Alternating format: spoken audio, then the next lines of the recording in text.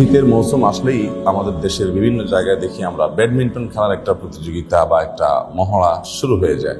তো ব্যাডমিন্টন খেলা শারীরিক কসরতের উদ্দেশ্যে, ব্যায়ামের উদ্দেশ্যে খারাপ কিছু না, সেখানে অর্থের লেনদেন সচরাচর হয় না মহল্লাগুলোতে যে মানুষ খেলে। মুশকিল হলো এই ব্যাডমিন্টন খেলতে গিয়ে যে লাইটের দরকার হয় রাতে, সে লাইট বা সে কারেন্ট, বিদ্যুৎ সাধারণত নেওয়া হয় কোথেকে? বিদ্যুতের মেইন লাইন থেকে সরাসরি তার দিয়ে টেনে নেওয়া হয় এবং মনে করা হয় আমরা 1-2 মাস 3 মাসই তো খেলবো, 1-2 ঘন্টাই তো 2-4টা লাইট জ্বালাবো, তো এটাতে অসুবিধার কি আছে। তো এখন যুবকরা বা যে কোনো বয়সের লোকেরা এরকম মেইন লাইন থেকে যদি বিদ্যুৎ টেনে নিয়ে ব্যাডমিন্টন খেলেন, এটা জায়েজ আছে কিনা, এটা একজনে জানতে চেয়েছেন। এর প্রশ্নের উত্তরে বলবো যে এটা শুধু নাজায়েজ আর হারামই না, এটা এত জঘন্য হারাম যে এটার জন্য কিয়ামতের ময়দানে অনেক ভয়াবহ পরিস্থিতির মুখোমুখি হতে হবে।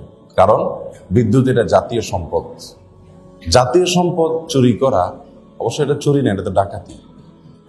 তো চুরি করা হোক আর ডাকাতি করা হোক, ব্যক্তির সম্পদ চুরি করলে একজন ব্যক্তির কাছে আপনার দায় থাকলো, দেনা থাকলো, কিয়ামতের দিন আপনি একজন ব্যক্তির সঙ্গে আপনার দেনাপানা চুকায় নিলে আপনি মুক্ত হয়ে গেলেন।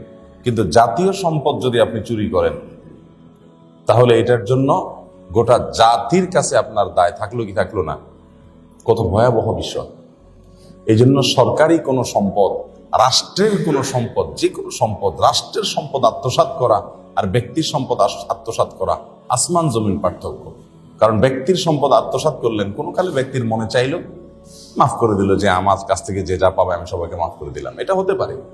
কিন্তু জাতির সম্পদ, রাষ্ট্রের সম্পদ যদি কেউ আত্মসাৎ করে, অন্যায়ভাবে ভক্ষণ করে, অন্যায়ভাবে ব্যবহার করে, চুরি করে, তাহলে সেক্ষেত্রে গোটা জাতি একযোগে মাফ করবে, এটা সম্ভব কোনোদিনই হবে না।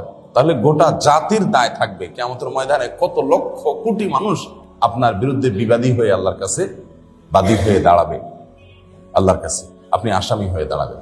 অতএব ব্যাডমিন্টন খেলেন, ভালো কথা।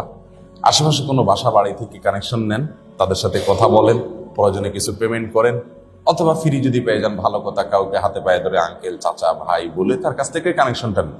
কিন্তু মেইন লাইন থেকে কানেকশন নিয়ে ব্যাডমিন্টন খেলে নিজের আখেরাত ধ্বংস করতে যাবেন না। এদিকে আপনার বডি বিল্ডিং হবে, ওদিকে আপনার বডি জাহান্নামের জ্বালানি হওয়ার ব্যবস্থাও তৈরি হবে। আল্লাহ তাআলা আমাদের সকলকে সব বিষয়ে আল্লাহর ভয় লালন করার তৌফিক দান করুন।